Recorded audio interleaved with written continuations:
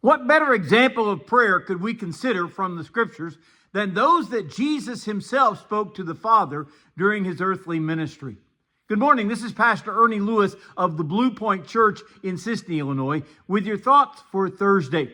While Jesus was teaching his disciples how to pray, he gave them that model prayer. Of course, in the model prayer, it contains all those important elements, such as God's provision for us, or man's need of protection from evil, even his need to forgive as he is forgiven.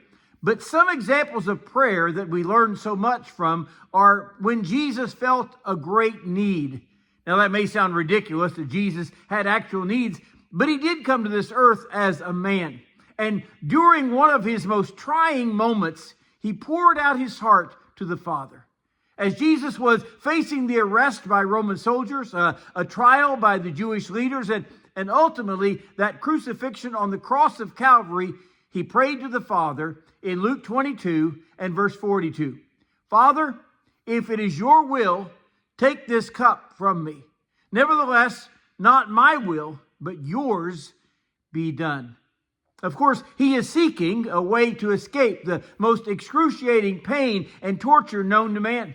And his cry was, if you could find a possibility within your divine and omniscient will to allow me to not have to hang on that cross, I would really appreciate your help. Has there ever been something in our lives that we would inevitably face, but we ask that we didn't? Perhaps it's a trial that will particularly be painful, or a treatment for disease that we would like to be exempted from if it's at all possible. Now, the fact is, we know that God could bring about that deliverance if it was within his will. If any one of us has this divine foreknowledge like Christ had to see what lay ahead, we would be asking that same request for God to deliver us from it. But of course, we know from the Scriptures that the sacrifice was necessary for all of mankind. The explanation in Acts 17 says, he must needs suffer for us because he could not otherwise purchase our redemption for us. And he must needs have risen again because he could not have otherwise applied that redemption to us. So this request, although understandable, could unfortunately not be fulfilled by the Father. So Jesus adds to this prayer, Father, only do this if it could possibly be your will. And his final disclaimer was, nevertheless, not my will, but yours be done. Think about our own prayer life. Can we pray that most important aspect of my life is that your will would be done in and through me? You know, it may be that God's will for our life may contain some factions that we would rather miss altogether.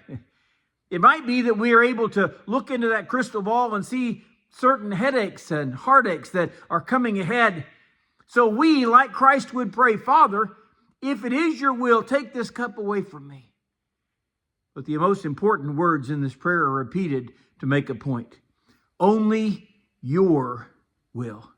If it could be your will, take this cup away. But certainly not my will, but thine be done. You know, if every prayer we spoke could use those parameters, I want God's will done no matter what, and certainly God would hear and answer our prayers.